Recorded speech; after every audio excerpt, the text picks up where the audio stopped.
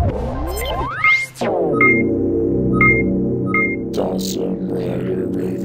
YouTube, Dawson Rider here with a review of Arm Change Series Premium Bandai 02 Kamen Rider Bravo Durian Arms, obviously.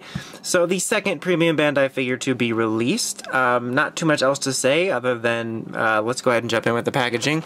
Mine got kind of like destroyed by shipping for whatever reason, but still, as I mentioned in my Durian Gaim review, I really dig that the premium packaging is a bit different, that it's enclosed. You got a neat picture of him on the front, a really cool shot on the side. Shows you some different combinations, so I don't have to. You got Gaim, which I was actually planning on showing. Thanks, spoiler alert. Greedon, which actually looks really cool, and Zangetsu. And then on the back, it just shows him fighting Baron and Gaim, which I believe this is actually from an episode. I mean, I don't know if that exact pose is, but I mean that fight. But anyhow, let's go ahead and take a look at what he comes with, which is pretty much the basics. He gets his two main weapons here, which are these like buzzsaw blades, which look pretty good. You can start fires with them. It's not true. But yeah, they look pretty good for arm change figures. And then here you have the Durian arms himself, which actually just looks like a character.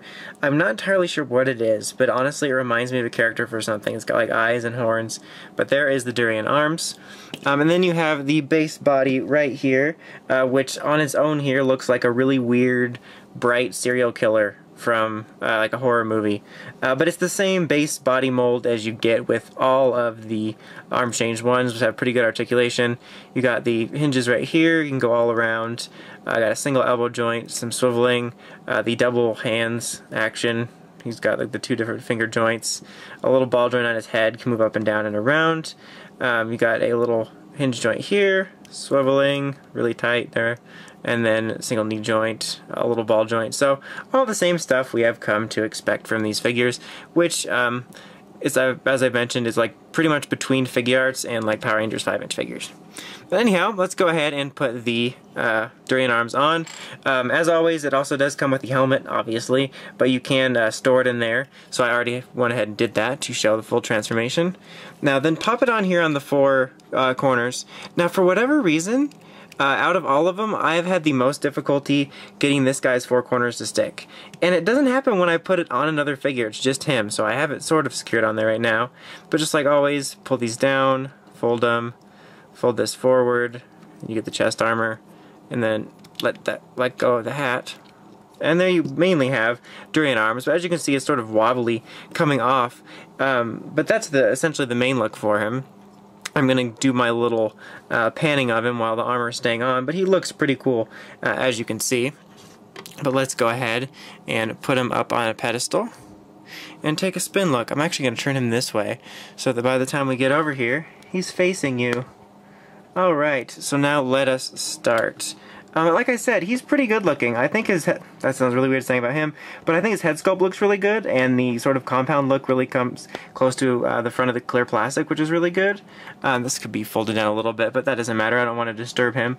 But yeah, overall, he's one of the better looking arm change figures, I have to say. The figure art pictures do look gorgeous, but I have to, like I said, for the arm change figure, this one looks pretty good, and I'm pretty satisfied with the way he looks. He looks pretty badass. The proportions are all pretty nice on it. Maybe a smidge big, but I could imagining it, but I really don't have too much of a problem with it. I think he looks pretty solid. I mean, he's definitely a fan favorite. I'm personally only kind of okay about his character, but he's a huge fan favorite, I guess, amongst everyone. So I guess it's pretty exciting. He's pretty cool, out. I have to say. Yeah, like I said, my only real problem with the figure is the fact that I have a hard time to get this to stay on, and it might just be mine. Sometimes you get ones that are molded ever so slightly off. I've had a couple Figuarts where I've had problems with the molding on their weapon holders, where it was just ever so off that you couldn't get it to stay, but it's like no matter what, there's always one corner coming off of it, which is pretty annoying. Now just to demonstrate here, I'm going to take a quick arms change to, let's put on Gaim, even though they already showed that one. But here's Gaim, and let's go ahead and put this on, and it will go on nicely. It will go on fine compared to the other one. It'll go on nicely, then it doesn't go on.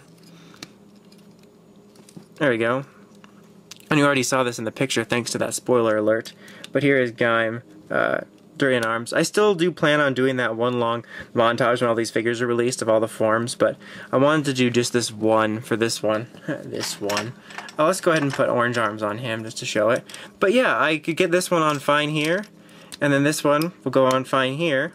But for whatever reason, I cannot get his arms to go on himself. Where is the helmet? There it is. Look, he looks really funny in this. Like, he looks like a super, like, happy about his job referee or something. I don't know. It's so colorful, I can't even handle it.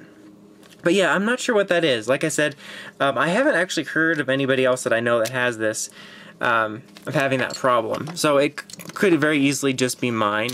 But just be wary of that. There's definitely a chance that that could happen to you with the arm not fully staying on. It's pretty annoying. Like, it'll stay on, but it will always be at an up angle because I can't get it to stay on all the way.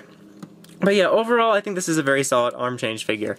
Unlike Bujin Gaim, which while I liked the figure, I couldn't fully recommend as much unless you're a huge fan of the design, because it was just a repaint, so you're not getting quite as much of a variety in terms of the armor. But this one I can definitely recommend. Whether you're a fan of the character or the design, it's definitely a decent looking figure on its own, but also the armor is so different that it adds a bunch of different armored looks to all of your current arm change figures. So if you're going to hunt down one of the premium Bandai ones that's out right now, I definitely recommend Bravo. He's a good looking one, and his armor definitely adds a lot more to your other combinations. In fact, most of the armor combinations look pretty sick.